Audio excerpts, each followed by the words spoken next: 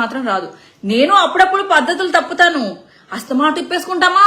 ఎప్పుడైనా ఏదో ఒక ఇన్స్టాగ్రామ్ రీల్ చేసేటప్పుడు లేకపోతే ఎప్పుడైనా అలా వేసుకోవాలి, కానీ 24 గంటలలో వేసుకోకూడదు. చూడండి, ఈ రోజు నేను ఇంట్లో ఉన్నాను, బయటకు వెళ్దాం అనుకున్నా మా ఫ్రెండ్స్ తో.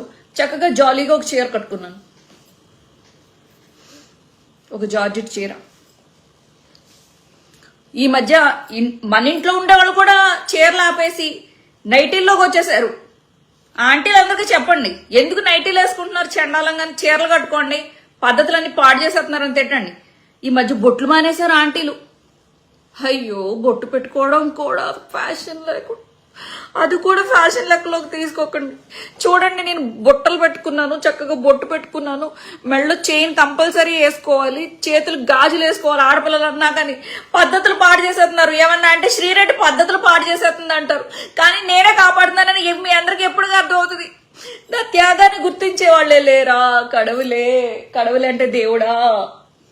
తమిళ చేతన మధ్యలో హెయిర్ సైడ్ చెయ్యా, ముందుకు లాగేసుకుంటాను. మళ్ళీ ఏమన్నా నాకు ఏదైనా చెయ్యొద్దంటే అదే చేస్తాను తెలుసా. నేను నాకు ఎవరు చెప్పకూడదు ఇలా చెయ్యని. శారీలో చాలా బాగున్నారు, తెలుగింటి ఆడపడుచులా. నేను తమిళింటి ఆడపడుచును కూడా, ఎందుకంటే తమిళోళ్ళ ఇంట్లోనే కదా ఉన్నా.